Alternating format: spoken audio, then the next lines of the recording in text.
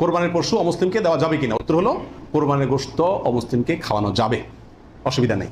শরীয়তে কোথাও নিষেধাজ্ঞা নাই, অমুসলিমকেও খাওয়ানো যাবে। কোরবানির গোশত শুকায় রাখা যায় আছে কিনা, যে এলাকায় ফ্রিজ নাই তারা শুকায় রাখতে পারবে কিনা? অনেকে বলেন আমাদের দেশে যে কোরবানির গোশত কি কারণ যায় না, শুটকি বানানো যায় না, এতে গরুর কষ্ট হয়, পশুর কষ্ট হয় বা গুনাহ হয়। এগুলা মন গড়া কথাবার্তা, এটা সঠিক নয়। বরং যে কোনো ভাবে আপনি চাইলে কি করতে পারবেন, গোশত রাখতে পারবেন। আর কোরবানির পশুর কোনো অংশ বিক্রি করা জায়েজ আছে কিনা, চামড়ার ক্ষেত্রে এই কথা চলে আসছে অনেকাংশে, তাও পৃথক করে বলতে হয় যে না, কোরবানির পশুর গোশত, হাড্ডি, বুড়ি কোনো কিছু বিক্রি করা যিনি কোরবানি করছেন তার জন্য জায়েজ নাই, উচিত নাই। তবে যাকে আপনি দান করছেন গরিব মানুষ, সে যদি নিয়ে আবার বিক্রি করে দেয় তার জন্য কি আছে, জায়েজ আছে। কোরবানির পশু অমুসলিমকে দেওয়া যাবে কিনা? উত্তর হলো কোরবানির গোশত অমুসলিমকে খাওয়ানো যাবে, অসুবিধা নেই। শরীয়তে কোথাও নিষেধাজ্ঞা নাই, অমুসলিমকেও খাওয়ানো যাবে।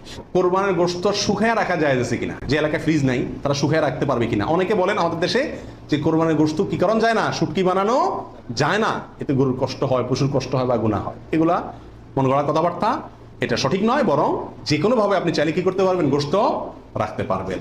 আর কোরবানির পশুর কোনো অংশ বিক্রি করা জায়েজ আছে কিনা, চামড়ার ক্ষেত্রে এই কথা চলে আসছে অনেকাংশে, তাও পৃথক করে বলতে হয় যে না, কোরবানির পশুর গোশত, হাড্ডি, বুড়ি কোনো কিছু বিক্রি করা যিনি কোরবানি করছেন তার জন্য জায়েজ নাই, উচিত নাই। তবে যাকে আপনি দান করছেন গরিব মানুষ, সে যদি নিয়ে আবার বিক্রি করে দেয় তার জন্য কি আছে, জায়েজ আছে।